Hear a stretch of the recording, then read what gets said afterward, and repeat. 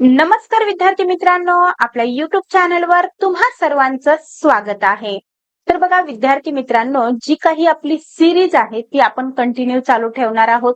आता सामाजिक शास्त्राचे प्रश्न संपले की आपण लागलीच परिसर अभ्यास, मानसशास्त्र या विषयांचा सुद्धा सखोल अभ्यास करणार आहोत, जेणेकरून परीक्षा जरी लांबली असली तरी सुद्धा आपली पासिंगची गॅरंटी आपण स्वतः दिली पाहिजे. अशा पद्धतीनं मी तुम्हाला त्या रूटनं घेऊन जाणार आहे. त्यामुळं फक्त तुम्हाला साथ द्यायची आहे. आणि दुसरी गोष्ट म्हणजे अशी, ते म्हणजे व्हिडिओ शेअर करायचा आहे. व्हिडिओ शेअर झाला नाही तर तुम्हाला याच्यानंतरचं जे काही लेक्चर आहे किंवा पुढचा पार्ट लवकर मिळणार नाही. त्यासाठी तुम्हाला पुढचा पार्ट हवा आहे की नाही, त्याचबरोबर ही सिरीज किती कंटिन्यू पाहिजे हे सगळं तुमच्यावर, म्हणजे एक जिम्मेदारी आहे. चला तर मग ती जिम्मेदारी तुम्ही स्वीकारा आणि लवकरात लवकर व्हिडिओ शेअर करा.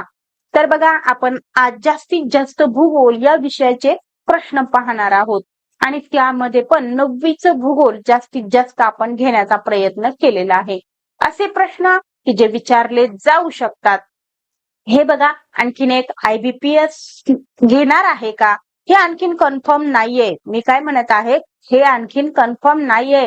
तरी सुद्धा जरी तुम्हाला वाटत असेल की बाबा IBPS चे प्रश्न कसे असतील, तर एक्झाम कोणीही जरी घेतली ना तरी सुद्धा प्रश्न अगदी असेच असतील जसे की मी तुमच्या समोर घेऊन येत आहे. आपण या ठिकाणी प्रश्न अशाही पद्धतीनं आणि तशाही पद्धतीनं काढत आहोत, जेणेकरून परीक्षा परिषदेचे जे काही प्रश्न आहेत ते पण मी तुम्हाला आतापर्यंत दाखवलेले आहेत. त्याचबरोबर IBPS कसे प्रश्न, म्हणजे IBPS चे प्रश्न कसे असतील हेही तुम्हाला या त्याच सोबत इथं पाहायला मिळतील. परंतु तुम्हाला फुल टू गॅरंटीनं सांगते मी की तुमची जी एक्झाम आहे ती परीक्षा परिषदेच घेईल, त्याचबरोबर ऑफलाईनच एक्झाम होईल. त्यासाठी तुम्ही निश्चिंत राहा आणि आपण आता आपल्या कामाला सुरुवात करूया.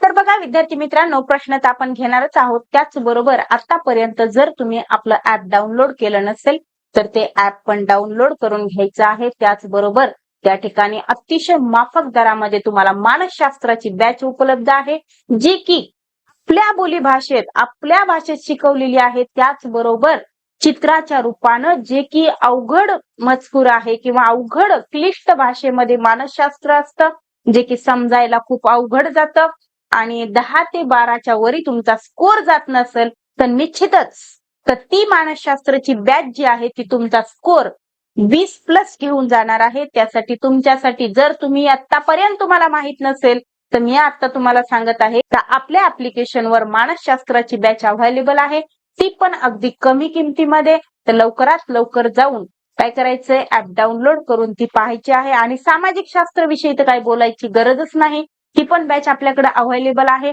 आणि सध्या मी सामाजिक शास्त्राच्या बॅचवर अर्थशास्त्र शिकवत आहे. चला तर मग आता आपण आपल्या कामाला सुरुवात करूया. जर तुम्हाला या दोन्हीपैकी कुठली बॅच हवी असेल म्हणजे काय, तुम्हाला हवी आहेच आणि तुम्ही ती घ्याच. चला तर मग प्रश्न पहिला आहे, स्वदेशी पर्यटनाचे अचूक प्रतिनिधित्व करणारे विधान कोणते? थोडं प्रश्नामध्ये मिस्टेक आहे, परंतु मी व्यवस्थितरित्या तुम्हाला सांगत आहे की स्वदेशी पर्यटनाचे अचूक प्रतिनिधित्व करणारे विधान आपल्याला शोधायचे आहे. अचूक म्हणजे योग्य. तर कोणतं आहे बरं ते? इथे विधान वाचा. भारतातील पर्यटकांनी स्वित्झर्लंडला पर्यटनासाठी जाणे. आता बघा, एकंदरीतच पर्यटनाचे 2 प्रकार पडतात. एक म्हणजे स्वदेशी पर्यटन आणि दुसरं म्हणजे परदेशी पर्यटन. तर इथं आपल्याला स्वदेशी पर्यटनाचं अचूक विधान पाहिजे आहे. मग मला सांगा तुम्ही, जर भारतातील एखादा पर्यटक स्वित्झर्लंडला जात असेल तर निश्चितच हे पर्यटन काय आहे, तर परदेशी पर्यटन आहे ना. त्यामुळं हे तर त्या ठिकाणी काय होणार आहे, चुकीचं ठरणार आहे. त्यानंतर दुसरं विधान बघा, अमेरिकेतील पर्यटकांनी ताजमहल पाहण्यासाठी भारतात येणे. अमेरिकेतील जर भारतात येत असतील तर ते सुद्धा काय झालं, परदेशी पर्यटन झालं. हे स्वदेशीचं विधान आहे का, तर नाही, स्वदेशी पर्यटनाचं विधान नाही. त्यानंतर तिसरं विधान दिलंय, नागपूरच्या पर्यटकांनी छत्रपती संभाजीनगर येथील वेरूळ व अजिंठ्याच्या लेण्या पाहण्यासाठी जाणे. अगदी बरोबर आहे. हेच आहे बघा स्वदेशी पर्यटनाचं प्रतिनिधित्व करणारं विधान आहे हे. म्हणजेच आपलं उत्तर आहे पर्याय क्रमांक 3. त्यानंतर जर चौथ्या विधानाचा विचार केलाच तुम्ही, हे बघा इथं आपण कसं असतो, निवांत असतो, म्हणून मी या ठिकाणी तुम्हाला चौथंही विधान वाचून दाखवायला लागले किंवा ते अयोग्य आहे हे सांगत आहे. परंतु परीक्षेत जर पहिलंच योग्य असेल तर खालचे वाचायचे नाही, वेळ वाचवायचा असतो. चौथं विधान दिलंय, जपानच्या पर्यटकांनी महाराष्ट्रातील अजिंठा लेण्यांना भेट देणे. हे पण काय आहे तर परदेशी पर्यटन आहे. तर निश्चितच तुम्हाला या ठिकाणी स्वदेशी आणि परदेशी पर्यटनाची व्याख्या सहित म्हणजे मी तुम्हाला समजून सांगितलेलं आहे बघा. कारण की स्वदेशी म्हणजे देशातल्या देशात केलेलं पर्यटन आणि परदेशी म्हणजे दुसऱ्या देशात, म्हणजे आपल्या भारतातील लोकांनी दुसऱ्या देशात केलेलं पर्यटन किंवा त्या ठिकाणी जाऊन पर्यटन स्थळांना भेट देणे. तर बघा हे जे काही म्हणजे स्वदेशी पर्यटन आणि परदेशी पर्यटन हे जे काही प्रकार पडलेले आहेत ते राजकीय सीमानुसार पडलेले आहेत. लक्षात येते ना तुमच्या? आणखीनही काही पर्यटनाचे प्रकार आहेत जे की आपण बॅचवर सविस्तर घेणार आहोत. ते इथं तुम्हाला आता प्रत्येकच घटक मी थोडी समजून सांगणार आहे. तर जर होत असेल तुम्हाला तर निश्चितच बॅच खरेदी करा. तिथं आपण व्यवस्थितरित्या पर्यटनाचे सगळे प्रकार म्हणजेच काय तर कृषी पर्यटन असेल, त्याचबरोबर आरोग्यासाठी केलेलं पर्यटन असेल, त्याचबरोबर विविध प्रकारचं पर्यटन त्या ठिकाणी मी तुम्हाला शिकवणार आहे. चला तर मग इथं आपलं उत्तर मिळालं. आता याच्या अनुषंगानं आपण इथं थोडक्यात माहिती घेणार आहोत. ती म्हणजे अशी, राजकीय सीमेच्या आधारावर पर्यटनाचे किती प्रकार पडतात तर 2 प्रकार पडतात. कोणते ते 2 तर पहिलं आहे स्वदेशी पर्यटन आणि दुसरं आहे परदेशी पर्यटन. मग स्वदेशी म्हणजे काय तर देशांतर्गत केलेले पर्यटन हे स्वदेशी पर्यटन म्हणून संबोधले जाते किंवा त्याला स्वदेशी पर्यटन असं म्हणतात. मग हे नेमकं याचं उदाहरण जर पाहायचं झालं तर ते कसं, तर महाराष्ट्रातील पर्यटकांनी तामिळनाडू राज्यात कन्याकुमारी येथे पर्यटनास जाणे. म्हणजे बघा देशातले देशात होणारं हे पर्यटन आहे. या राज्यातून त्या राज्यात गेलेले आहेत. त्यानंतर नागपूरच्या पर्यटकांनी औरंगाबाद येथील वेरूळ व अजिंठ्याच्या लेण्या पाहण्यासाठी जाणे. हे पण काय आहे तर स्वदेशी पर्यटन आहे. त्यानंतर परदेशी पर्यटन कसं असतं तर आपल्या देशाच्या सीमा ओलांडून दुसऱ्या देशात पर्यटनासाठी जाणे तर परदेशी पर्यटन होय. तर याचं उदाहरण म्हणजे काय तर भारतातील पर्यटकांनी स्वित्झर्लंडला पर्यटनासाठी जाणे. त्याचबरोबर अमेरिकेतील पर्यटकांनी भारतात पर्यटनासाठी येणे हे काय आहेत तर त्याची उदाहरणं आहेत. तर जाऊया मग पुढे. तर बघा विद्यार्थी मित्रांनो, या ठिकाणी आणखीन एक प्रश्न घेऊन आलेली आहे मी, जे की तुम्ही अगोदर एक प्रश्न पाहिला असेल की काय चालता फिरता ताजमहल असं म्हणतात बघा डेक्कन ओडिसी रेल्वेला, बरोबर की नाही? तर त्याच धर्तीवर आपण या ठिकाणी म्हणजे त्याच धर्तीवर आपण हा प्रश्न बनवलेला आहे. प्रश्न काय आहे बघा, भारतात रो वाहतूक पद्धतीची सुरुवात सर्वप्रथम कोणत्या रेल्वे मार्गावर झाली? कोणत्या रेल्वे मार्गावर झाली मग तर ती झाली बघा कोकण रेल्वे मार्गावर. मग तुम्हाला माहित आहे का की हे रो वाहतूक काय असते तर तुम्हाला तेच आज मी इथं सांगणार आहे. रो वाहतूक म्हणजे काय तर इथं बघा तर विद्यार्थी मित्रांनो, मग ही रो वाहतूक आहे काय ते आपण इथं समजावून घेणार आहोत. तर बघा विद्यार्थी मित्रांनो, लोहमार्ग म्हटलं की तुमच्या डोळ्यासमोर रेल्वे आली पाहिजे. तर रेल्वेचा प्रवास हा काय आहे तर जे काही ट्रकनं वगैरे जो प्रवास होत असतो, म्हणजे माल वाहतुकीसाठी जे काही ट्रक वगैरे वापरले जातात तर त्याच्यापेक्षा रेल्वेचा जो काही प्रवास आहे तो स्वस्त आहे असं म्हणणं आहे. तर अगदी बरोबर आहे ते. आणि मग या कारणास्तव केलं काय जातं तर बघा जी काही ट्रकनं मालाची वाहतूक होत असते तर या ट्रकला काय केलं जातं तर मालगाडीवर चढवलं जातं. मालगाडी म्हणजे आपली रेल्वे, त्याच्यावर चढवलं जातं आणि त्यांना ज्या ठिकाणी जायचं आहे त्या ठिकाणी म्हणजे इच्छित ठिकाणी त्यांना पोहोचवलं जातं आणि तिथून पुढे पुन्हा त्या ट्रक आपला मार्ग धरतात. तर यालाच काय म्हणतात तर रो रो वाहतूक असं म्हणतात. यामुळे होतं काय ते एक तर वेळेची बचत होते, त्याचबरोबर इंधनाची बचत होते आणि दुसरी गोष्ट म्हणजे प्रदूषणही कमी होतं बघा. आलं लक्षात? तर यालाच म्हणतात बघा रो मार्ग. जर सांगायचं झालं तर बघा लोहमार्ग एका स्थानकापासून दुसऱ्या स्थानकापर्यंत वाहतूक करत असतात आणि लोहमार्गावर मोठ्या प्रमाणावर काय होत असते तर माल वाहतूक होत असते आणि ट्रकनं होणारी माल वाहतूक ही लोहमार्गाने होणाऱ्या वाहतुकीपेक्षा कशी असते तर खर्चिक असते. यावर उपाय म्हणून रोरो वाहतूक पद्धत वापरण्यास सुरुवात झाली आणि मग या पद्धतीत मालाने जे काही भरलेले ट्रक आहेत ते मालगाडीवर काय केले जातात तर चढविले जातात आणि लोहमार्गाने इच्छित स्थानापर्यंत त्यांना नेऊन ठेवलं जातं आणि तिथून पुढे पुन्हा ते ट्रक खाली उतरून ते आपल्या ठिकाणी म्हणजे ज्या ठिकाणी जायचं आहे त्या ठिकाणी ते जातात. तर बघा यामुळं काय होतं तर लोहमार्गाने केलेल्या वाहतुकीमुळं खर्च कमी होतो. त्याचबरोबर ट्रकच्या वाहतुकीतून होणारा जे काही इंधनाचा खर्च आहे आणि होणारे जे प्रदूषण आहे ते टाळता येते. तर बघा आणखीन एक महत्वाचं असं आहे जे की आपल्या प्रश्नाचं उत्तर आहे. काय आहे तर रोरो वाहतुकीची सुरुवात भारतात प्रथम कुठे झाली तर कोकण रेल्वे मार्गावर झालेली आहे. जाऊया मग पुढे. इथं बघा इथं तुम्हाला दिसत पण आहे की ही जे काही रेल्वे आहे मालगाडी तर मालगाडीवर काय केलेले आहेत हे मालाने भरलेले ट्रक वर चढवलेले आहेत आणि बघा आता प्रत्येक ट्रकला जे काही इंधन लागणार आहे ते इंधनाची बचत झाली. त्याचबरोबर प्रत्येक ट्रक जे काही धूर सोडत जाणार होतं म्हणजेच प्रदूषण वाढवणार होतं तर ते प्रदूषण सुद्धा वाचलेलं आहे. जाऊया मग पुढे. बघा प्रश्न आहे बंगालच्या उपसागरात पोर्ट ब्लिअर हे पर्यटन स्थळ दाखवलेले आहे आणि हे ठिकाण खालीलपैकी कोणत्या केंद्रशासित प्रदेशाचा भाग आहे. बऱ्याच जणाला माहिती असेल की पोर्ट ब्लिअर हे कोणत्या केंद्रशासित प्रदेशाचा भाग आहे. माहित नसेल तर आता सांगते तुम्हाला अंदमान आणि निकोबार या केंद्रशासित प्रदेशाचा हा भाग आहे आणि पोर्ट ब्लिअर हे एक काय आहे तर पर्यटन स्थळ आहे. तर पर्यटन स्थळाचा एक नकाशा दिलेला आहे बघा आणि तो नकाशा असा तुम्हाला व्यवस्थित अभ्यासायचा आहे विद्यार्थी मित्रांनो.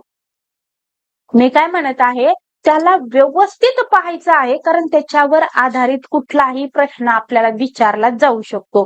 कोणत्या कोणत्या राज्यामध्ये बघा इथं मी उत्तर काढलं बरं टिक पण केलेलं आहे. मी आता इथं बघा तुम्हाला घेऊन येत आहे.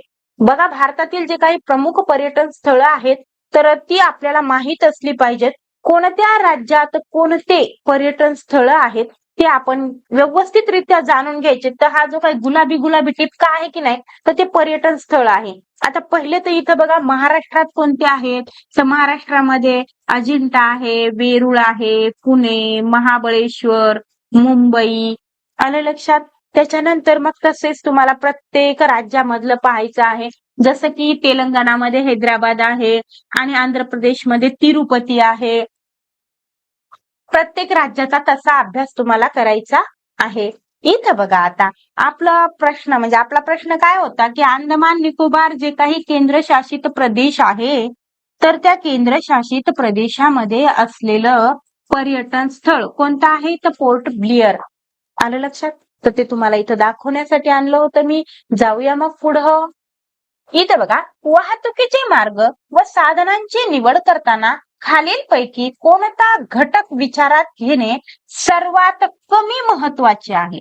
बघा वाहतुकीचा मार्ग त्याचबरोबर साधनांची निवड करत असताना आपल्याला कोणता घटक दुर्लक्षित करायचा आहे असा प्रश्न आहे. जरा प्रश्न काय करायचा व्यवस्थित वाचायचा. घाई गडबडीमध्ये आपण शेवटी वाचत नाही. आपला अपघात होतो कुठं शेवटी होतो. मी बऱ्याच वेळेस सांगितलं तुम्हाला तरी सुद्धा कसे माहितीये का तर बघा माझी आई म्हणायची की कुठलीही गोष्ट ही कशासाठी होत असते चांगल्यासाठीच होत असते. त्यामुळं तुम्ही नेहमी लक्षात ठेवा कुठल्याही पद्धतीचा ताण न घेता लक्षात ठेवा. परीक्षा पुढे गेली तर निश्चितच तुम्ही काय होणार होतात तर जवळपास काठावर येऊन थांबणार होतात. तर ही तुमच्यासाठी एक सुवर्ण संधी लाभलेली आहे. तर हे जे काही थोडे दिवस मिळणार आहेत तर या दिवसामध्ये तुम्ही काय करणार आहात, ती बाउंड्री क्रॉस करून पुढे जाणार आहात. त्यामुळे जे काही होत आहे ते व्यवस्थित म्हणजे एकंदरीत चांगल्यासाठीच होत आहे असा विचार करून चला, निश्चितच चांगलं होईल. त्यासाठी बघा, प्रत्येक प्रश्न वाचत असताना शेवटी नीट वाचायचा. शेवटीच काय होत असतं तर योग्य म्हणजे गुड कुठं असतं तर शेवटी असतं. आणि मग आपण ते काय करतो तर घाईघाईमध्ये शेवटी व्यवस्थित न वाचल्यामुळे आपल्या हातून मी तर म्हणते 7-8 मार्क आपल्याला माहित असताना त्याचं योग्य उत्तर येत असताना 7-8 मार्क आपले जात असतात. तर ते जाऊ नयेत याच्यासाठी मी तुम्हाला वारंवार खबरदारी घेण्याचं सांगत आहे. तर बघा, इथं असं सांगितलेलं आहे की जे काही वाहतुकीचा मार्ग आहे त्याचबरोबर साधनांची निवड आहे ती करताना आपल्याला काय करायचंय तर कोणता घटक विचारात घेणं सर्वात कमी महत्वाचं आहे असा प्रश्न विचारलाय. तर इथं बघा, प्रवासाचे अंतर आणि लागणारा वेळ हे तर आपल्याला लक्षात घ्यावंच लागणार आहे. त्याचबरोबर वस्तूचे स्वरूप आणि वाहतुकीचा खर्च हे पण लक्षात घ्यावं लागणार आहे. त्यानंतर प्रदेशाची प्राकृतिक रचना आपल्याला लक्षात घ्यावी लागणार आहे. त्याचबरोबर हवामान कसं आहे कसं नाही, है की नाही. कुठं प्रवास करायचा म्हटलं तर त्या ठिकाणचं हवामान, त्याचबरोबर प्राकृतिक रचना कशी आहे त्या ठिकाणाची, हे सगळं आपल्याला लक्षात घ्यावं लागेल. परंतु वाहनाचा रंग आणि चालकाचं नाव याची काय तेवढीशी गरज आहे का बरं? अजिबात नाही ना. तर हेच आपल्याला काय करायचं आहे तर सर्वात कमी महत्वाचं आहे हे. पर्याय क्रमांक 4. हे प्रश्न कसे बनवलेले आहेत बघा, तर एक प्रकारे माणूस त्याच्यामध्ये काय होतंय तर आपल्याला वाटते सोपं आहे आणि शेवटी काय होतं त्याचं उत्तर चुकतं. अशा पद्धतीचे काही प्रश्न असतात. त्यामुळं प्रश्न व्यवस्थित वाचायचा. शेवटीच काय असते बघा, त्या प्रश्नाचं गूढ असते आणि आपण तेच मिस करत असतो. जाऊया मग पुढे. तर बघा, या ठिकाणी तुम्हाला वाहतुकी संबंधी विचारात घ्यायच्या बाबी मी या ठिकाणी घेऊन आलेली आहे. तर काय करावं लागतं तर एखाद्या ठिकाणी समजा तुम्हाला जायचं आहे तर कोणत्या कोणत्या गोष्टीची कोणत्या कोणत्या घटकाची खबरदारी घ्यावी तर वेळ, खर्च, कालावधी, अंतर, त्याचबरोबर प्राकृतिक रचना, मार्ग व साधन, त्याचबरोबर बाजारपेठ आणि हवामान, वस्तू या सगळ्या गोष्टी विचारात घ्याव्या लागतात. परंतु त्या ठिकाणी आपल्याला ज्या काही वाहनाचा रंग, त्याचबरोबर वाहन चालकाचं नाव हे आपल्याला काही तेवढं महत्वाचं आहे का? अजिबात नाही. चला जाऊया मग पुढे. इथं बघा, ध्रुवीय प्रदेशात सागर जलाचे सरासरी पृष्ठीय तापमान सुमारे किती असते? तर बघा, ध्रुवीय प्रदेशात म्हटलेलं आहे. तर ध्रुवीय प्रदेशामध्ये सागर जलाचं सरासरी तापमान हे किती असतं तर 2°C असतं बघा. त्यानंतर विश्ववृत्तावर जर म्हटलं तर ते किती असतं तर विश्ववृत्तावर असतं बघा 25°C. आणि मध्य अक्षवृत्तावर जर म्हटलं किती आहे तर मध्य अक्षवृत्तावर असतं ते 16°C. आता तीनही तुम्हाला सांगितलेलं आहे. इथं आपल्याला विचारलंय ध्रुवीय प्रदेशात सागर जलाचे सरासरी पृष्ठीय तापमान किती असते तर ते आहे 2°C. पर्याय क्रमांक 3. तर सागर जलाचे गुणधर्म या चॅप्टर मध्ये तुम्हाला ही सर्व माहिती मिळेल. सध्या आपण त्या ठिकाणी 9वीचं भूगोल अभ्यास म्हणजे 9वीचं भूगोल आपण बॅचवर शिकवत आहोत. तर तिथं तुम्हाला त्याचा सविस्तर अभ्यास करता येईल. इथं बघा, आता त्या प्रश्नाच्या अनुषंगानच मी इथं माहिती घेऊन आलेली आहे. तर माहिती कशी आहे बघा, की जे काही तापमान आहे हा सागर जलाचा महत्वाचा गुणधर्म आहे. तापमान तर बघा, सगळीकडे तापमान सारखं असतं का मग तर नाही. जे काही सूर्याची किरणं आहेत ती एकदम खोलपर्यंत जाऊ कशी शकतील बरं? जाणारच नाहीत ना. तर ज्या भागापर्यंत सूर्याची किरणं जाऊ शकतात तिथपर्यंतच पाणी काय होणार आहे तपणार आहे किंवा सूर्याच्या प्रकाशाचा त्याच्यावर इम्पॅक्ट होणार आहे. परंतु ज्या ठिकाणी सूर्याची किरणच जाऊ शकत नाहीत तिथल्या पाण्यावर सूर्याच्या किरणाचा काहीही परिणाम होणार नाहीये. तर ते जर झालं लक्षात घेतलंच आपण. त्याच्यानंतर बघा, सागर जलाचे पृष्ठीय तापमान सर्वत्र समान नसते. तर ह्याच कारणास्तव सगळीकडे समान आहे का तापमान तर नाही. कुठलचं गरम असू शकतं, कुठलचं पाणी गार असू शकतं. सागर जलाच्या तापमानाची ही भिन्नता वेगवेगळ्या ठिकाणी वेगवेगळ्या घटकावर अवलंबून असते. तर हे जे काही सागर जलाचं तापमान कुठं कमी असतं, कुठं जास्त असतं, तर ते वेगवेगळे घटक त्याला कारणीभूत आहेत. इथं बघा, अक्षवृत्तीय दृष्ट्या विचार केल्यास सागर जलाचे पृष्ठीय तापमान विश्ववृत्ताकडून ध्रुवाकडं काय होतं, कमी कमी होत जातं. विश्ववृत्तावर तापमान म्हणजे सूर्याची किरण एकदम कशी पडतात, तलंब रूप पडतात, त्यामुळे विश्ववृत्तावरचं तापमान जास्त असतं. आणि जसं जसं ध्रुवाकडे जावं, मग ते उत्तर ध्रुव असेल किंवा दक्षिण ध्रुव असेल, तर तिकडं मात्र तापमान कमी कमी होत जातं. मग ते आपण पाहिलं पण की विश्ववृत्तावर 25°C, त्याच्यानंतर मध्य अक्षवृत्तावर 16°C आणि ध्रुवावर 2°C होतं. तर इथंच ते सांगितलेलं आहे बघा, विश्ववृत्तीय प्रदेशात सरासरी तापमान किती असतं, 25°C, मध्य अक्षवृत्तावर 16°C, तर ध्रुवीय प्रदेशात 2°C पर्यंत असते. आणि हेच तुम्हाला मला इथं दाखवायचं होतं. त्याच्यानंतर महत्वाचं असं आहे की याशिवाय सागर जलाच्या पृष्ठीय तापमानावर कुठले कुठले घटक परिणाम करतात, तर ते घटक आहेत बघा, चक्रीवादळे, पर्जन्यमान, सागरी लाटा, प्रवाह, क्षारता, प्रदूषण, त्याचबरोबर अभिसरण प्रवाह आणि ऋतू. हे घटक काय करत असतात, तर या सागर जलाच्या तापमानावर परिणाम करत असतात. तर जाऊया मग पुढे बघा, पॅलेस ऑन व्हील्स ही विशेष रेल्वे कोणत्या मुख्य मार्गावर प्रवास करते, कोणत्या मुख्य मार्गावरून प्रवास करते असा आपल्याला प्रश्न विचारलेला आहे. तर ती जाते बघा दिल्ली, त्याच्यानंतर जयपूर, उदयपूर, भरतपूर, आग्रा आणि परत दिल्ली असा तिचा प्रवास असतो. म्हणजे हेच उत्तर आहे पर्याय क्रमांक 3. आता हे तुम्हाला मला दाखवणं गरजेचंच आहे, बरोबर की नाही. तर रेल्वे पण अशा आहेत विद्यार्थी मित्रांनो, जेणेकरून बघा पर्यटन जर केलं आपण, तर बघा विद्यार्थी मित्रांनो, जर समजा बंदिस्त गाड्या असतील तर आपल्याला हे एवढं निसर्गरम्य ठिकाण जे आहे तर त्याला आपण मिस करतो, है की नाही. तर या कारणास्तव काय केलं आहे माहितीये का, अगोदर आपण इथं बघूयात बघा. बघा, भारतीय रेल्वेचे पर्यटनाचे खास आकर्षण म्हणून पारदर्शक छताचा डब्बा असलेल्या रेल्वे गाड्या नुकत्याच सुरू केलेल्या आहेत. आणि ही रेल्वे विशाखापट्टणम ते किरंदल या मार्गावर धावते. आणि या रेल्वेमध्ये संपूर्ण वातानुकूलित व काचेचे छत असते.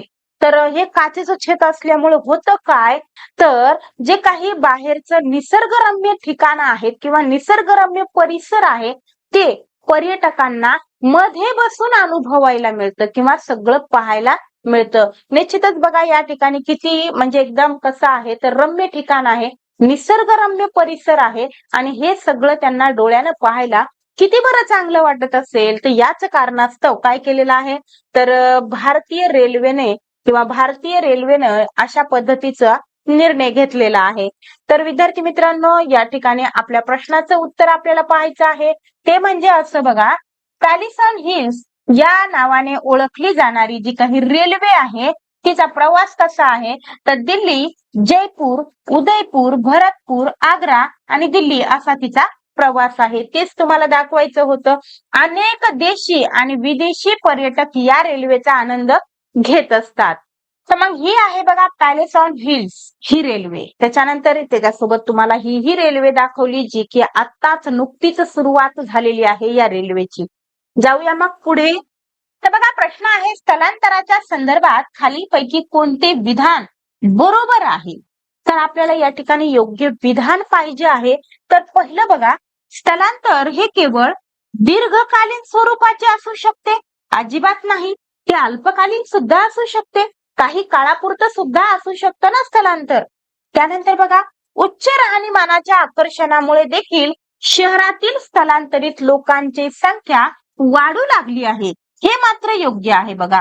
हे लोकांना काय झालेलं आहे, तर उच्च राहणीमानाचं आकर्षण पाहूनच लोक काय करत आहेत, तर जे काही ग्रामीण भागातील आहेत किंवा छोट्या मोठ्या शहरातील लोक काय करत आहेत, तर मोठ्या शहरामध्ये जाऊन राहत आहेत. ते हे योग्य आहे, आपल्याला हेच बरोबर आहे बघा. बाकीचे विधान तुम्हाला वाचून दाखवते, मग तुम्हालाही कळन की ते चुकीचे आहेत म्हणून. तिसरं विधान आहे, स्थलांतर हे प्रामुख्याने फक्त एका शहराकडून दुसऱ्या शहराकडे होते असं असतं का कुठं, नाही. ग्रामीण भागातून ग्रामीण भागात होऊ शकतंय, ग्रामीण भागातून शहरात होऊ शकते, एका देशातून दुसऱ्या देशात सुद्धा होऊ शकते, है की नाही? म्हणून हे पण काय आहे विधान चुकीचं आहे. त्यानंतर बघा चौथं विधान आहे, भारतातून होणारे स्थलांतर केवळ आंतरराष्ट्रीय पातळीवरच मर्यादित आहे. हे पण विधान चुकीचं आहे, असं पण म्हणता येणार नाही. जाऊया मग पुढे. तर बघा विद्यार्थी मित्रांनो, या ठिकाणी आपण स्थलांतर, नेमकं जे स्थलांतरावर विधान आलते ते कसे योग्य आहेत कसे अयोग्य आहेत ते इथे मी तुम्हाला सांगणार आहे. तर बघा स्थलांतर हा नागरीकरणावर परिणाम करणारा महत्वाचा घटक आहे.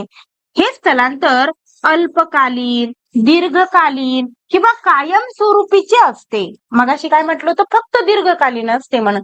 तर ते विविध प्रकारचं आहे. स्थलांतर हे प्रामुख्याने एका ग्रामीण भागाकडून दुसऱ्या ग्रामीण भागाकडे किंवा ग्रामीण भागाकडून शहराकडे होत असते.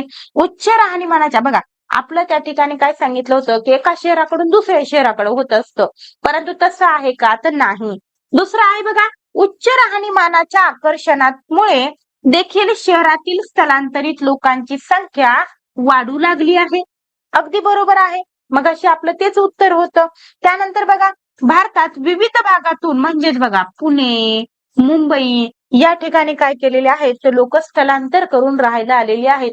आणि याच कारणास्तव पुणे आणि मुंबई या ठिकाणी काय झालेली आहे, तर खूप गर्दी निर्माण झालेली आहे किंवा लोकसंख्या खूप दाट आहे. इथे बघा जास्त खोलीवरील सागर जल कधीही न गोठण्याचे मुख्य कारण कोणते आहे?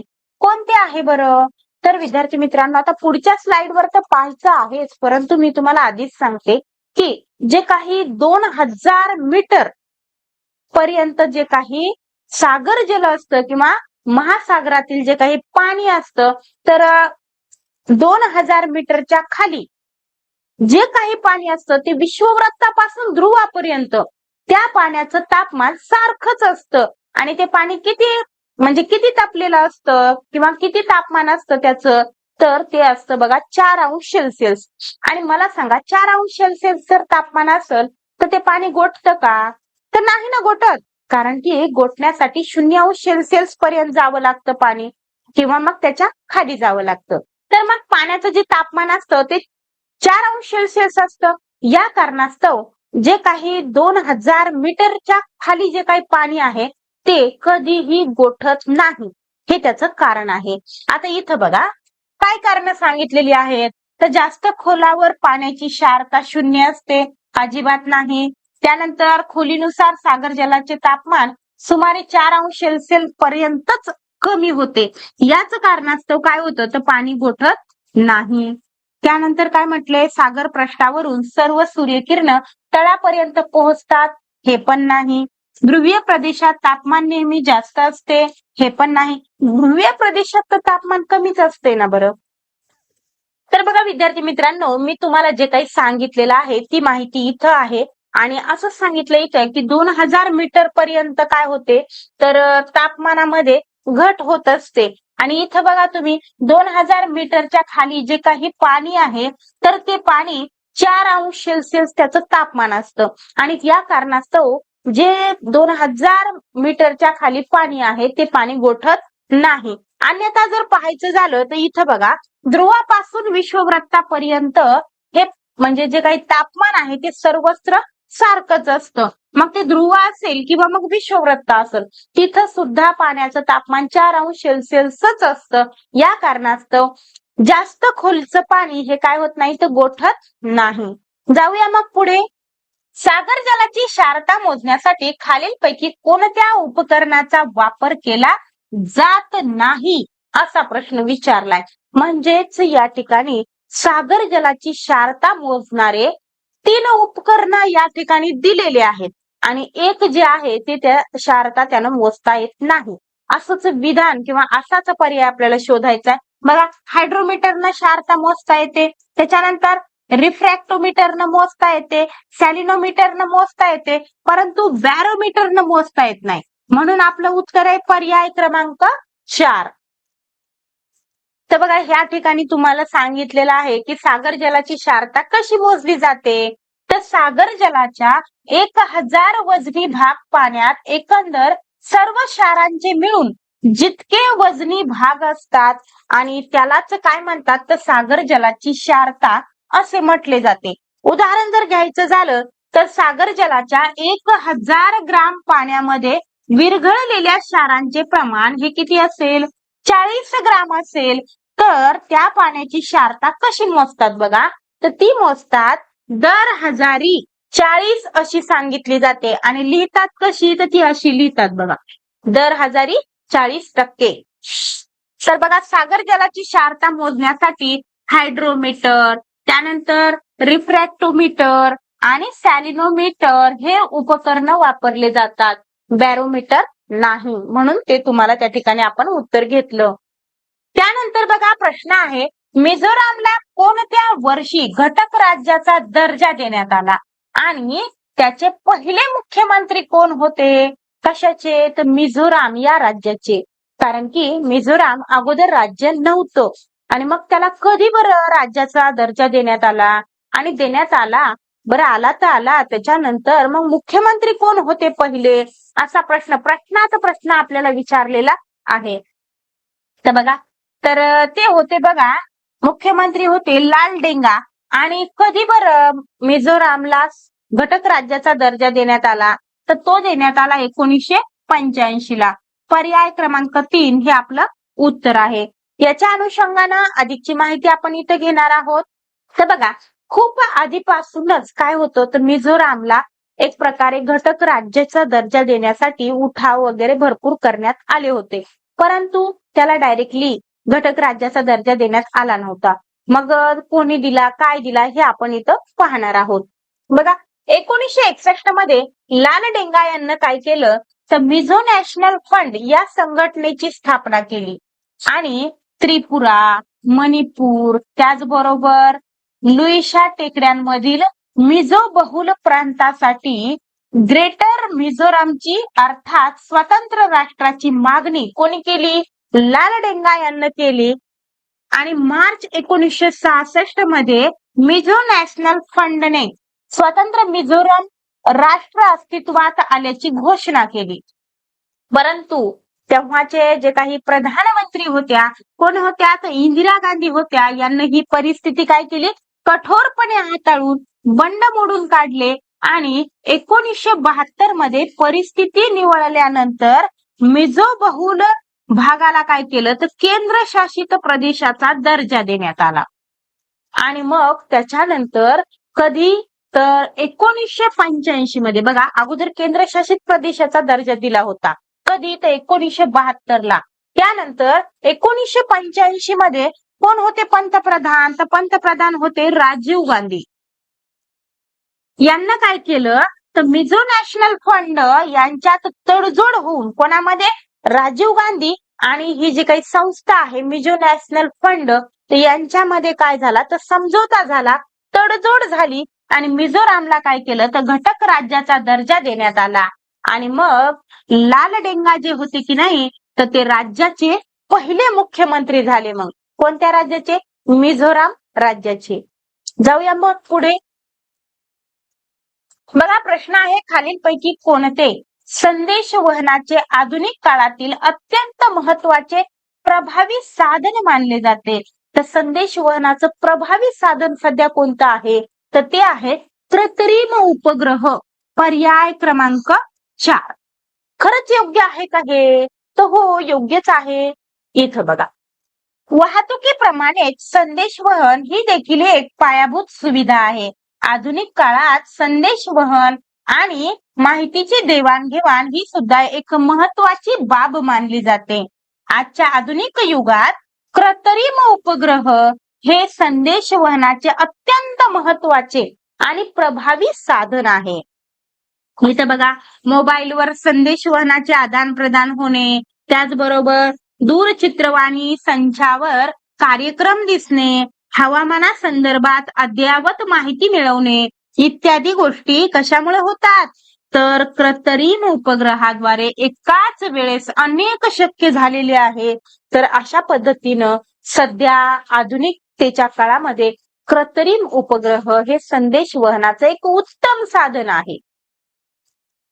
बघा, खालीलपैकी कोणते विधान अयोग्य आहे? मग चुकीचं विधान कोणतं आहे ते आपल्याला शोधायचं आहे.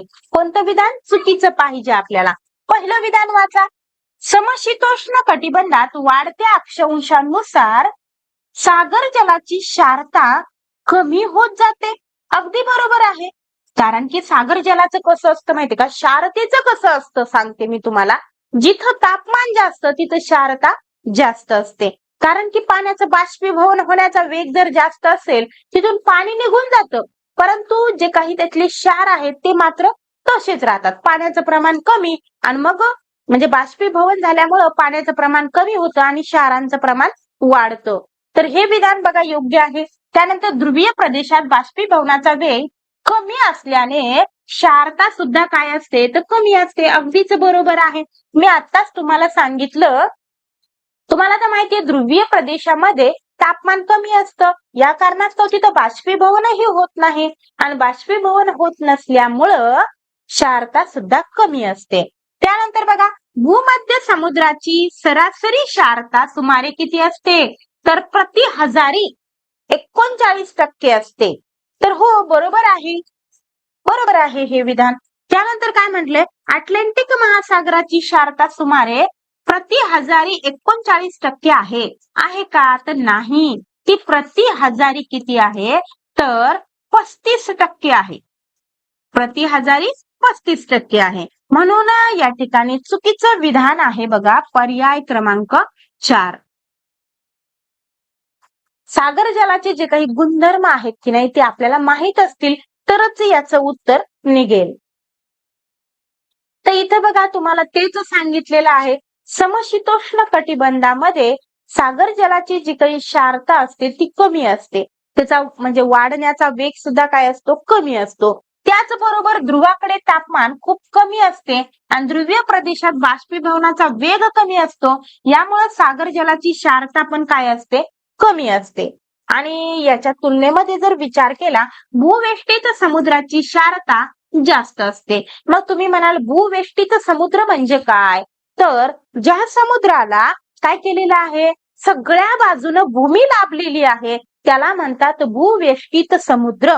जसं की हा समुद्र आहे बघा, त्याच्या आजूबाजूला काय झालेली आहे, त्याला भूमी लाभलेली आहे. या कारणास्तव त्याला भूवेष्टित समुद्र असं म्हणतात. भूवेष्टित समुद्राची क्षारता ही कशी असते? जास्त असते. आणि खुला जो समुद्र असतो की नाही त्याची क्षारता काय असते तर कमी असते. तर याचं कारण तेच आहे की बघा इथं काय सांगितलंय तर खुल्या समुद्राची क्षारता त्या मानाने कमी आढळते, कारण भूवेष्टित समुद्रात बाष्पीभवनाचा वेग जास्त असतो. तर बघा इथं एक तर काय झालेलं आहे तर बाष्पीभवनाचा वेग जास्त आहे. दुसरी गोष्ट म्हणजे कशी आहे तर त्या समुद्राला ज्या काही नद्या येऊन मिळण्याचं प्रमाण असतं ते पण काय कमी असतं.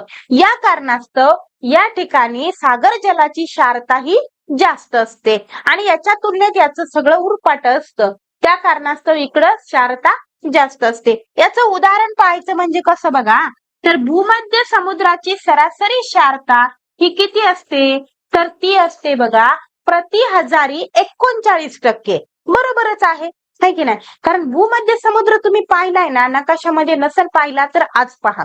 कारण तिथं कसं आहे माहितीये का की जो काही भूमध्य समुद्र आहे तो भूवेष्टित समुद्र आहे. त्याला काय झालंय, सगळ्या बाजूनं भूमी लाभलेली आहे, त्यामुळे तिथली क्षारता जास्त आहे. आणि त्याच्या तुलनेत जर तुम्ही अटलांटिक महासागराची क्षारता जर पाहिली ना तर ती किती आहे तर प्रति हजारी 35% आहे. बरोबर. तर आपलं मगाशीचं विधान ते कसं चुकीचं होतं ते मी तुम्हाला आधी सांगितलं होतं, ते तुम्हाला इथं व्यवस्थित मी समजावून सांगितलं. जाऊया मग पुढे. आता बघा, आंतरराष्ट्रीय वाररेषा पूर्णपणे सरळ नसून काही ठिकाणी पूर्व आणि काही ठिकाणी पश्चिमेला ती वळवण्यात आलेली आहे. आंतरराष्ट्रीय वाररेषा ही काय आहे तर सरळ नाहीये, ती वाकडी तिकडी आहे. बघा सीटीईटीला सुद्धा प्रश्न विचारला जातो बरं, ती तेडीमेडी का आहे म्हणून. तर जे सीटीईटीची तयारी करतायत का त्यांच्यासाठी मी वारंवार सांगत आहे की इतिहास भूगोल हे काही वेगळा विषय नाहीये. तिकडं पण आणि इकडं पण सारखेच प्रश्न असणारे, सारखाच सिलेबस असतो, फक्त ते हिंदीमध्ये विचारणार, इकडं मराठीमध्ये. त्यामुळं मी काय म्हणत आहे की तुम्ही जरी तिकडची तयारी करत असाल, कारण आणखीन बऱ्याच जणांचा गोंधळ उडालेला आहे. खरोखरच बघा, ही जे काही म्हणजे एकंदरीत शासनाने जे काही लावलेलं आहे ना, ते खूपच म्हणजे डोकं फिरण्यासारखी गोष्ट आहे बघा. कारण आता तुमच्यासारख्या फॉर्म भरणाऱ्याला कळत नाहीये, की आपण सीटीईटीचा अभ्यास करावा की टीईटीचा अभ्यास करावा. असा म्हणजे एक प्रकारे गोंधळ निर्माण झालेला आहे. परंतु याच्यामधून सुद्धा आपण काय केलं पाहिजे, हिमतीनं काम घेतलं पाहिजे. जसं की म्हणतात ना, मंजिल उन्हीं को मिलती है जिनके हौसले बुलंद हो. मंजिल उन्हीं को मिलती है जिनके हौसले बुलंद है. पंखों से कुछ नहीं होता, हौसलों से उड़ान होती है. पंखों से कुछ नहीं होता, हौसलों से उड़ान होती है. तर विद्यार्थी मित्रांनो, तुम्ही फक्त हिंमत हारू नका. यश तुमचंच आहे. चला, तर इथं बघा, प्रश्न काय विचारलाय आपल्याला, की आंतरराष्ट्रीय वाररेषा पूर्णपणे सरळ नसून ती कधी पूर्वेला वळलेली आहे तर कधी पश्चिमेला वळलेली आहे. म्हणजे कशी बघा, की अशी ती काय झालेली आहे, अशी कधी इकडं कधी इकडं कधी इकडं अशी का बरं आहे, यासाठीचं आपल्याला कारण विचारलेलं आहे त्या मागचं. बरं, तर बघा, विधान दिले जातात, याच्यामधून आपल्याला योग्य ते शोधायचं आहे. ते केवळ पॅसिफिक महासागरातून नेण्यासाठी आणि कोणत्याही भूभागावरून किंवा बेटावरून गेल्यावर होणारा जे काही वाऱ्याचा आणि तारखेचा गोंधळ आहे तो टाळण्यासाठी ती काय केली, तर कधी पूर्वेला तर कधी पश्चिमेला वळवण्यात आलेली आहे. आणि हेच काय आहे, विधान योग्य आहे, अगदीच बरोबर आहे. बघा, जास्तीत जास्त काय केलेलं आहे, तर जास्तीत जास्त म्हणण्यापेक्षा पूर्णच आंतरराष्ट्रीय वाररेषा जी आहे की नाही, ती काय केली, तर पॅसिफिक महासागरातून नेण्याचा प्रयत्न केलेला आहे. कुठल्याही बेटावर सुद्धा त्या वाररेषेला जाऊ दिलेलं नाही, म्हणजे फिरकू दिलेलं नाहीये. काय कारण आहे, तर हेच कारण आहे ना. तर समजा उदाहरणार्थ एखाद्या जमिनीवर जर ती रेषा आली असती, उदाहरणार्थ आमच्या घरासमोरून जर ती वाररेषा गेली असती, उदाहरणार्थ, बरं, तर बघा, आमच्याकडं वेगळी म्हणजे वेगळा वार असता आणि आमच्या शेजाऱ्याकडं वेगळा वार राहिला असता. या कारणास्तव ती पूर्णच्या पूर्ण वाररेषा काय केली, पॅसिफिक महासागरातून ओढण्यात आलेली आहे. त्यामुळं ती कुठल्या भूभागावर जाऊ नये यासाठी ती कधी वाकडी कधी तिकडी वाकडी तिकडी करण्यात आलेली आहे. कधी पूर्वेला तर कधी पश्चिमेला नेण्यात आलेली आहे. तुम्हाला दाखवणार आहे मी ते. तर आपलं उत्तर इथं आलेलं आहे. बरं, इथं काय म्हणलंय, विमानाचा इंधन खर्च वाचवण्यासाठी अजिबात नाही. त्यानंतर ग्रीनविच वेळेचे अचूक गणित मांडण्यासाठी हे पण नाही. अमेरिकन प्रोफेसर डेव्हिडसन यांच्या विशेष इच्छेमुळं हे सुद्धा म्हणता येणार नाही. हे कोण आहेत, अमेरिकन प्रोफेसर डेव्हिडसन. तर यांनाच काय केलेले आहे, तर ही जी आंतरराष्ट्रीय वाररेषा आहे ती डिक्लेअर करण्यासाठी यांचा पुढाकार होता. ते आपण बॅचवर व्यवस्थितरित्या घेतलेला आहे. चला, तर मी तुम्हाला आता इथं सांगते मी, की ती जी काही वाररेषा आहे की नाही, तर ही बघा, ही आंतरराष्ट्रीय वाररेषा आहे. ती तुम्हाला दिसतच आहे कशी वाकडी तिकडी, कधी पूर्वेला तर कधी पश्चिमेला वळालेली आहे. तुम्हाला आधीच बरोबर दिसत होतं वाटतं, माझ्या पेनमुळे दिसत नाहीये ना बरोबर. तर ती पूर्णतः काय केलेली आहे, पॅसिफिक महासागरातून नेण्याचा प्रयत्न झालेला आहे. जसं की बघा, आता मी इकडं न वाचता चित्रातूनच तुम्हाला सांगते. जर एखाद्या बेटावरून ती काय केली असती, अशी सरळ ओढली असती, तर काय झालं असतं, बेटाच्या इकडच्या बाजूला सोमवार असता 1 तारीख असती आणि इकडे रविवार असता 31 तारीख असती. म्हणजे तिथले तिथंच हा काय झाला असता, वेळेचा आणि वाराचा गोंधळ उडाला असता. किंवा मग एखाद्या प्रदेशावरून ती जर गेली असती तर इकडे वेगळी तारीख वेगळा वार, इकडे वेगळी तारीख वेगळा वार. तर हा गोंधळ होऊ नये याच कारणास्तव ती काय केलेली आहे, तर पूर्णतः पॅसिफिक महासागरातून नेण्याचा प्रयत्न केलेला आहे. आणखीन काय महत्वाचं आहे माहितीये का, तर जी काही 180 अंशाचं रेखावृत्त आहे की नाही, तर ही जी वाररेषा ओढण्यात आलेली आहे, ओढण्यात आली म्हणजे ती काल्पनिक आहे. बरं, ती काय अशी महासागरात म्हणजे त्या पॅसिफिक महासागरात तुम्हाला दिसणार नाहीये. तर जी काही आंतरराष्ट्रीय वाररेषा आहे ती जास्तीत जास्त जे 180 अंशाचं जे रेखावृत्त आहे ना, तर त्यावरून नेण्यात आलेली आहे. ते इथं सांगितले बघा तुम्हाला. हे बघा, आंतरराष्ट्रीय वाररेषा 180 अंशाच्या रेखावृत्तावरून सरळ नाही परंतु त्याच्यावरून जास्तीत जास्त नेण्यात आलेली आहे. जसं की 180 अंशाचं रेखावृत्त सरळ आहे, परंतु वाररेषा सरळ आहे का, तर नाही. बघा, सीटीईटी पण नेहमी विचारते बघा, की ही वाररेषा सरळ आहे म्हणून ऑप्शन मध्ये दिलेलं असतं, परंतु ती सरळ आहे का, तर नाही. आपण म्हणता वाकडी तिकडी, परंतु ते म्हणतात तेडीमेडी. लक्षात ठेवायचं. जाऊया मग पुढे. बघा विधानं दिलेली आहे तिथं अ आणि ब. पहिलं विधान आहे इंग्लंडचे संविधान प्रामुख्याने लिखित आहे. मला सांगा पहिलं इंग्लंडचं संविधान लिखित आहे का? नाही ना, ते अलिखित आहे. लागलीच म्हणायचं चुकलं म्हणून. तर बघा ब विधान दिलेलं आहे 1215 साली झालेल्या मॅग्ना कार्टा करारापासून इंग्लंडचे संविधान विकसित होत गेले. हे विधान मात्र अगदी बरोबर आहे बघा. कुठंतरी वाचला असन, अभ्यास केला असेल तर कळेल योग्य आहे की अयोग्य आहे. तर पहिलं विधान अयोग्य आहे. पहिलं विधान हे बघा अयोग्य, ब योग्य, पर्याय क्रमांक 2. आता मी म्हटलं ते बरोबर आहे का? इथं बघा इंग्लंड या देशाला अनेक शतकांचा इतिहास आहे आणि राज्यकारभाराविषयीचे नियम या देशात संकेत, रूढी, परंपरेच्या स्वरूपात आढळतात. तरी पण त्यांचे काटेकोरपणे पालन ते करत असतात. बघा 1215 साली झालेल्या मॅग्ना कार्टा करारापासून इंग्लंडचे संविधान विकसित होत गेले. विधान बरोबर आहे आपलं. त्यानंतर बघा काही लिखित नियमांचा समावेश असला तरी इंग्लंडचे संविधान प्रामुख्याने कसं आहे तर अलिखित आहे. यामुळे आपलं पहिलं विधान चुकीचं होतं. जाऊया मग पुढे. बघा ऍडम स्मिथ यांच्याविषयी मी याच्या अगोदरही एक प्रश्न घेतला होता. ऍडम स्मिथ वर बरेच प्रश्न विचारण्यात आलेले आहेत. तर ऍडम स्मिथ यांच्या राष्ट्राची संपत्ती म्हणजेच वेल्थ ऑफ नेशन्स हा जगप्रसिद्ध ग्रंथ कोणत्या वर्षी प्रकाशित झाला? तर बघा ऍडम स्मिथ यांचा राष्ट्राची संपत्ती हा जो काही ग्रंथ आहे तो ग्रंथ कधी प्रकाशित झाला असा प्रश्न आपल्याला विचारलेला आहे. ठीक आहे, तर तो झाला बघा 1776 ला. कधी? 1776 ला. त्यांचा ग्रंथ कोणता आहे असाही प्रश्न विचारला जाऊ शकतो. त्याचबरोबर ऍडम स्मिथ हे अर्थशास्त्राचे जनक आहेत हेही विचारलं जाऊ शकतं. तर आपलं इथं उत्तर निघालं. आता इथं अधिकची माहिती म्हणजे तुम्हाला माहितीये की ऍडम स्मिथ यांना अर्थशास्त्राचे जनक म्हणतात. त्याचबरोबर राष्ट्राची संपत्ती म्हणजे वेल्थ ऑफ नेशन हा जो काही ग्रंथ आहे तो कधी 1776 साली प्रकाशित झालेला आहे. अर्थशास्त्र हे काय आहे तर संपत्तीचे शास्त्र आहे अशी व्याख्या त्यांनी या ग्रंथामध्ये मांडलेली आहे. इथे बघा अर्थशास्त्र हा महत्वपूर्ण सामाजिक विषय आहे.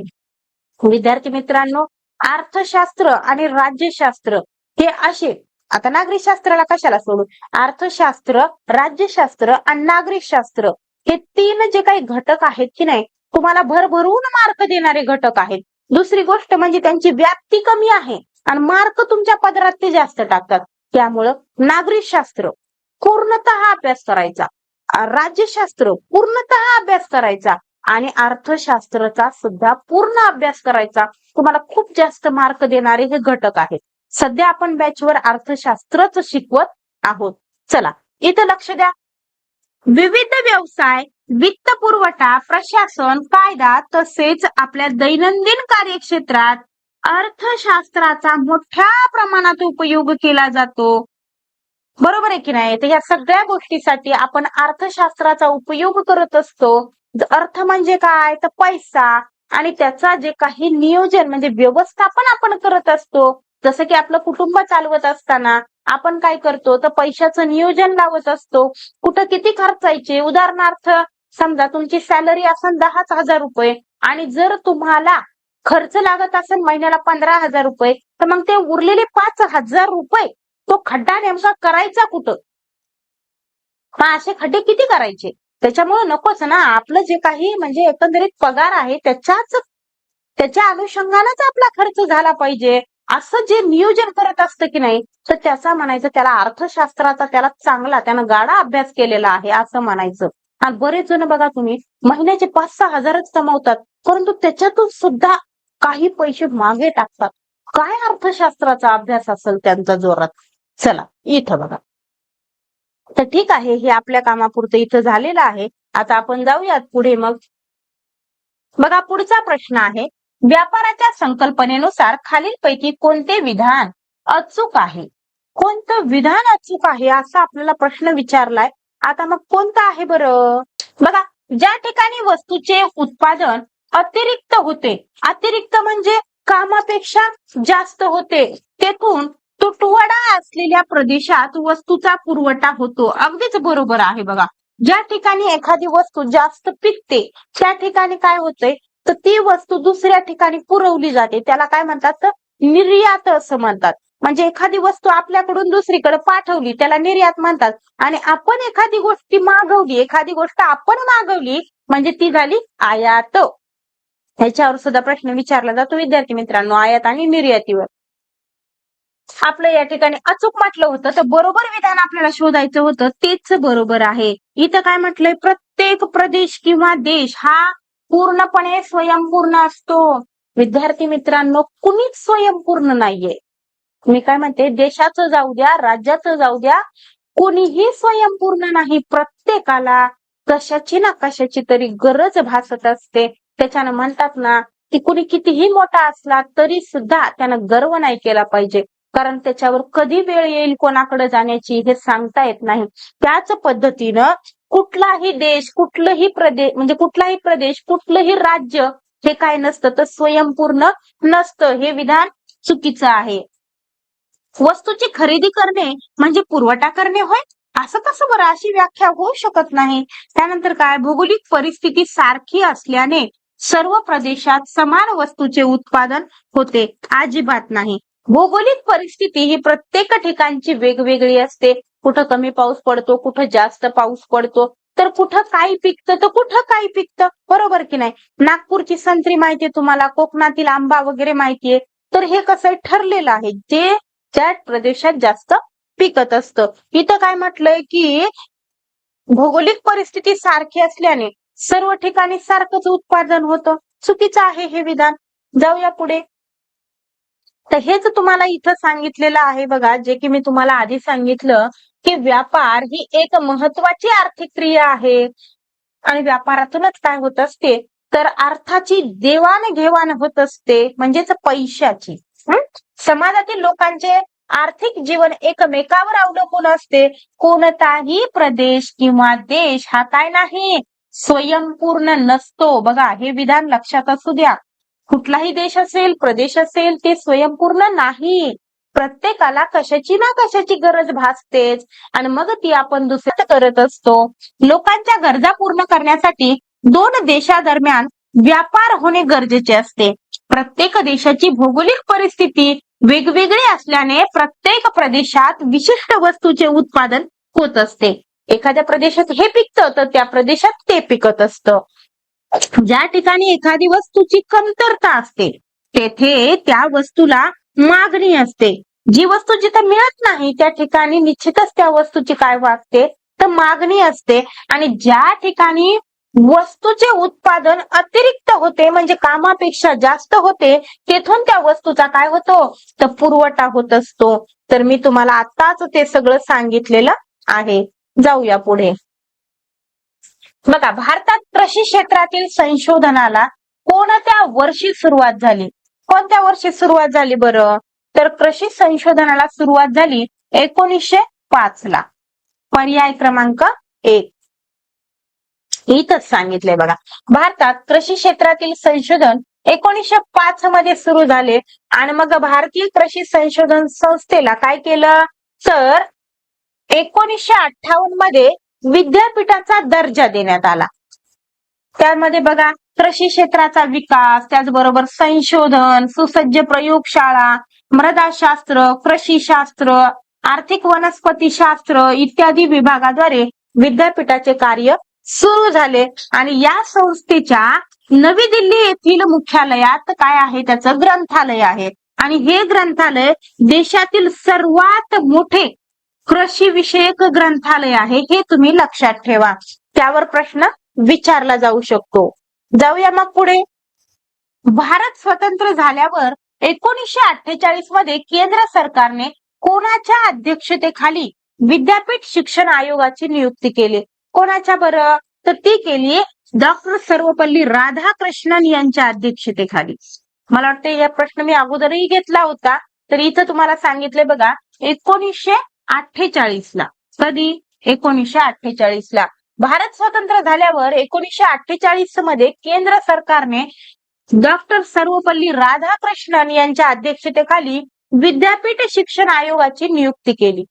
मग काय होतं बरं, यांचं कार्य काय होतं, काय कामं होती यांना? तर आर्थिक अनुदान द्यायचं, विद्यापीठांचा दर्जा सुधारणे, त्याचबरोबर विद्यापीठामध्ये समन्वय साधणे, हे याचं कार्य होतं विद्यापीठ आयोगाचं. इथं बघा, संविधानाच्या उद्देशिकेची सुरुवात डॅश या शब्दांनी होते. बऱ्याच जणाला माहित असेल. कशानं बरं? तर आम्ही भारताचे लोक. कशानं होते? आम्ही भारताचे लोक. भारताच्या जी काही संविधानाची उद्देशिका आहे, बघा संविधानाची जी काही उद्देशिका आहे तिची सुरुवात विचारली जाते. आणि जे काही समजा आता कार्यरत शिक्षक आहेत त्यांना तर ते रोजच कानावर पडते. त्यामुळं अशा प्रश्नाला ते तर नक्कीच काय करणार आहेत, तर व्यवस्थितरित्या फेस करणार आहेत. काय उत्तर आहे? आम्ही भारताचे लोक. तर बघा खरंच योग्य आहे का? तर ही बघा, ही आहे भारताच्या संविधानाची उद्देशिका. निश्चितच त्याची सुरुवात कशाने होते? तर आम्ही भारताची लोक, भारताचे एक सार्वभौम समाजवादी धर्मनिरपेक्ष लोकशाही गणराज्य घडवण्याचा व त्याच्या सर्व नागरिकांस सामाजिक, आर्थिक व राजनैतिक न्याय, विचार, अभिव्यक्ती, विश्वास, श्रद्धा व उपासना याचे स्वातंत्र्य, दर्जा व संधीची समानता. तर विद्यार्थी मित्रांनो, हे बऱ्याच जणांना पाठच असेल आणि ते असलंच पाहिजे. जाऊया मग पुढे. बघा, जागतिक व्यापार संघटनेचे म्हणजेच WTO चे मुख्यालय खालीलपैकी कोणत्या देशात आहे? कोणत्या देशात आहे माहिती तुम्हाला? ते आहे बघा स्वित्झर्लंडला. पर्याय क्रमांक 4. हे बघा, इथं तुम्हाला मानचिन्ह पण दाखवलेली आहेत. आंतरराष्ट्रीय संघटनेचं नाव काय आहे? जागतिक व्यापार संघटना. आणि याचे सदस्य राष्ट्र किती आहेत माहितीये का? ते 164 राष्ट्रांनी या संघटनेचं सदस्यत्व स्वीकारलेलं आहे.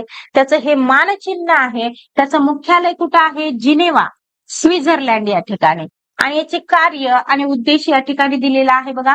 आंतरराष्ट्रीय व्यापाराच्या वाटाघाटीसाठी व्यासपीठ उपलब्ध करणे, त्याचबरोबर व्यापार विषयक मतभेद हाताळणे, राष्ट्राच्या व्यापार धोरणावर काय करणे? देखरेख ठेवणे, विकसनशील देशासाठी तांत्रिक सहाय्य व त्याचबरोबर प्रशिक्षण उपलब्ध करून देणे. तर आपण या ठिकाणी प्रश्न कशावर घेतला होता? जागतिक व्यापार संघटनेवर. त्याच्याविषयी आपण माहिती पाहिली. जाऊया मग पुढे. बघा, भारतीय संविधानात बदल करण्याचा अधिकार कोणाला आहे बरं? संविधानामध्ये पण बदल करता येतो बरं. आपण जसं की घटना दुरुस्त्या वगैरे पाहतो की नाही, तर ते बदल झालेलेच असतात. मग तर ते कोण करतं? बघा, आता संसद करत असते. पर्याय क्रमांक 2. खरंच करते का संसद? हा, इथं बघा ना, संविधान दुरुस्ती. भारताच्या संविधानात काही बदल करायचे असल्यास किंवा झाल्यास संसद त्या संदर्भात निर्णय घेते आणि संविधानात दुरुस्ती करण्याचा प्रस्ताव महत्वाचा असतो. त्याच्या आवश्यकतेनुसार संसद काय करते? चर्चा करून प्रस्ताव स्वीकारायचा की नाही हे ठरवत असते. आणि मग त्या दुरुस्त्या करण्यासाठी विविध प्रकारचे तरतुदी राबवल्या जातात. मग त्याच्यामध्ये कसं असतं, तर भारताच्या संविधानातील काही तरतुदी ह्या संसदेच्या साध्या बहुमताने पारित होत असतात. तर काहीसाठी काय करावं लागते? विशेष बहुमताची गरज असते. जसं की इथं बघा, 2/3 बहुमताची गरज असते. अशा पद्धतीनं तर कधी कधी निम्म्याहून जास्तीच्या बहुमताची म्हणजे निम्म्याहून जास्त मत लागतं. जाऊया पुढे. उत्पादकाकडून तयार झालेला माल थेट आपल्यासारख्या सामान्य ग्राहकांपर्यंत पोहोचवण्यापूर्वी प्रथम कोणाकडे जातो? कोणाकडे जातो बरं तो? तर तो जातो बघा घाऊक बाजारपेठ, त्याचबरोबर कारखाने, कृषी उत्पन्न बाजार समितीकडून किरकोळ विक्रेत्याकडे तो येत असतो. आणि मग किरकोळ विक्रेते काय करत असतात? आपल्यासारख्यांना विकत असतात. तर बघा विद्यार्थी मित्रांनो, जे काही कंपनीत बनलेला माल आहे की नाही, तो माल घाऊक व्यापाऱ्यांकडं म्हणजे जे काही ठोक व्यापारी असतात त्यांच्याकडं, मग ते ठोक व्यापारी पुन्हा किरकोळ व्यापाऱ्यांना विकणार आणि किरकोळ व्यापारी पुन्हा आपल्यासारख्यांना विकणार. तर या प्रोसेसमध्ये त्या वस्तूची किंमत फार वाढते बघा. तर मी तुम्हाला ते सांगितलेलं आहे. आता जाऊयात पुढे. इथं बघा, इथं सांगितलंय, आपल्या गरजेच्या वस्तू आपण आपल्या परिसरातील दुकानामधून, बाजारातून किंवा मग मॉलमधून खरेदी करत असतो. आणि त्या ठिकाणाहून आपण खरेदी करतो हे ठीक आहे, परंतु बहुतेक सर्व विक्रेते स्वतः कोणताही माल किंवा वस्तू बनवतात का? अजिबात नाही. तर ती वस्तू येते कुठून? तर मग त्या वस्तू ते कुठून आणतात? तर विद्यार्थी मित्रांनो, सगळ्याच वस्तू ह्या आपल्याच परिसरात तयार होतात का? तर नाही. काही काही वस्तू तर ह्या देशाच्या बाहेरूनही आलेल्या असतात. म्हणजेच त्या खूप काय होत असतात, तर दूर दूर वरून प्रवास करून येत असतात. येतात कुठं मग? तर घाऊक व्यापाऱ्यांकडं, म्हणजेच बाजारपेठेमध्ये, कारखाने, कृषी उत्पादन बाजार समिती यांच्याकडे येतात आणि त्या ठिकाणाहून मग काय होते, तर किरकोळ विक्रेत्यांकडे ती वस्तू येते आणि तिथपासून मग पुन्हा काय होते, ती आपल्या हातात येत असते. आता विद्यार्थी मित्रांनो, हा प्रश्न काय केलाय, उपयोजनात्मक प्रश्न आहे बघा. म्हणजे याचं उत्तर काय करणार आहात, तर तुम्ही तुमच्या अनुमानाने देणार आहात. कसं आहे बघा, शिक्षक म्हणून मुलांना स्वच्छ भारत योजनेबद्दल माहिती देताना त्यांच्यात प्रत्यक्ष कृतीतून स्वच्छतेची सवय लावण्यासाठी खालीलपैकी कोणती पद्धत योग्य ठरेल? बघा विद्यार्थी मित्रांनो, या ठिकाणी दिलेले पर्याय हे जवळपास सगळेच काय आहेत, योग्य आहेत. मी काय म्हणते, असंच असतं बघा. उपयोजनात्मक प्रश्न हे खरं तर सोपे असतात. उपयोजनात्मक प्रश्न, आता पेपर उपयोजनात्मक होणार आहे असं म्हणतात म्हणून मी तुम्हाला सांगाले, जर उपयोजनात्मक प्रश्न जर समजा परीक्षा परिषदेने जास्त विचारले, तर मी तुम्हाला सांगते, पहिल्याच टप्प्यामध्ये म्हणजे ही जी पहिली जी परीक्षा झाली आणि त्याच्यात उपयोजनात्मक प्रश्नांचं प्रमाण वाढलं, तर पहिल्याच ह्याच्यामध्ये 25 ते 30% रिझल्ट लागणार आहे आणि ते पण इतिहासात पहिल्यांदा लागेल. मग इथं बघा, आता विधान कसं दिलंय, शिक्षक म्हणून मुलांना आपल्याला काय करायचंय, स्वच्छ भारत योजनेबद्दल काय करायचं आहे, तर माहिती द्यायची आहे. त्याचबरोबर त्यांना जागृत करायचंय स्वच्छ भारत योजनेशी. त्यांना काय करायचंय, स्वच्छ भारत ही योजना समजावून सांगायची आहे. त्याचबरोबर या योजनेमध्ये त्यांना काय करायचंय आपल्याला, तर भागीदारी करून घ्यायचं आहे किंवा त्यांना सहभागी करून घ्यायचं आहे. इथं बघा, पहिलं विधान दिलंय, अभियानाच्या ब्रीद वाक्यावर मुलांना निबंध लिहायला सांगणे. निबंध लिहायला सांगून काय होणार आहे, त्यांना काय स्वच्छ भारत मिशन समजेल का? अजिबात नाही ना. तर हे बघा, असं वाटतंय आपल्याला की हा बरोबर आहे, मुलांना निबंध लिहायला सांगा की, मग पण सांगून काय होणार आहे, हे नाही बरोबर. हे म्हणजे कसं, पोपटपंची ज्ञान असते. जसं की ते पोपट म्हणत असतात की शिकारी येतील, दाणे टाकतील आणि आपल्याला पिंजऱ्यात म्हणजे पकडून नेतील असं म्हणत तर असतात, परंतु जे शिकारी येतात बी, त्यांना दाणे टाकतात बी आणि त्यांना पकडून पण घेऊन जातात, तरी सुद्धा पोपट काय फक्त म्हणतच असतात, प्रत्यक्ष कृतीमध्ये आणत नाही. त्या पद्धतीचं ज्ञान व्हायला लागलं ते. त्यानंतर बघा, मुलांकडून अभियानाचे बोधचिन्ह केवळ त्यांच्या वहीत काढून घेणे हे पण नाही. फक्त वहीत काढून घेतल्यानं काय होणार आहे, अभियानाबद्दल केवळ माहिती देणारे चित्रपट वर्गात दाखवणे काय होणार आहे ह्यानं, हे पण चुकीचं आहे. त्यानंतर इथं काय म्हटलंय, दररोज वर्गाची आणि शाळा परिसराची साफसफाई मुलांच्या गटांकडून करून घेणे अगदी बरोबर आहे. म्हणजे ज्ञान तोपर्यंत होत नाही जोपर्यंत आपल्या ते कार्यातून दिसत नाही. आणि मग कुठलीही योजना यशस्वी करायची असेल तर ती प्रत्यक्ष कृतीतून करावी लागणार आहे. हेच आपलं उत्तर आहे, पर्याय क्रमांक 4.